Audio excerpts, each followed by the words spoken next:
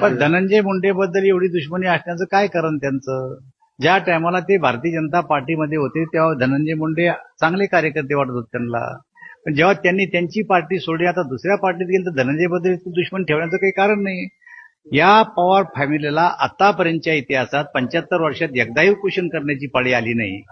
उपोषण आम्ही केले, पण उपोषण कोणत्या मुद्द्यावर करा हे त्यांना समजतच नाही. शेतकऱ्याच्या प्रश्नावर उपोषण केलं पाहिजे. कोण कोण्या पक्षात जातो, कोण मंत्रिमंडळात येतो, कोणला मंत्रिमंडळातून काढलं जातं, याच्यावर आतापर्यंत महाराष्ट्रात उपोषण कधी झालेलं नाही.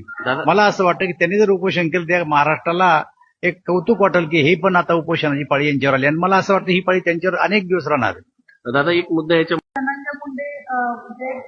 पण धनंजय मुंडेबद्दल एवढी दुश्मनी असण्याचं काय कारण त्यांचं? ज्या टायमाला ते भारतीय जनता पार्टीमध्ये होते तेव्हा धनंजय मुंडे चांगले कार्यकर्ते वाटत होते त्यांना. पण जेव्हा त्यांनी त्यांची पार्टी सोडली, आता दुसऱ्या पार्टीत गेली, तर धनंजयबद्दल दुश्मन ठेवण्याचं काही कारण नाही.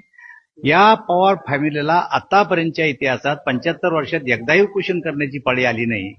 उपोषण आम्ही केले, पण उपोषण कोणत्या मुद्द्यावर करा हे त्यांना समजतच नाही. शेतकऱ्याच्या प्रश्नावर उपोषण केलं पाहिजे. कोण कोण्या पक्षात जातो, कोण मंत्रिमंडळात येतो, कोणला मंत्रिमंडळातून काढलं जातं, याच्यावर आतापर्यंत महाराष्ट्रात उपोषण कधी झालेलं नाही. मला असं वाटतं की त्यांनी जर उपोषण केलं त्या महाराष्ट्राला एक कौतुक वाटेल की हे पण आता उपोषणाची पाळी यांच्यावर आली, आणि मला असं वाटतं ही पाळी त्यांच्यावर अनेक दिवस राहणार. दादा एक मुद्दा याच्या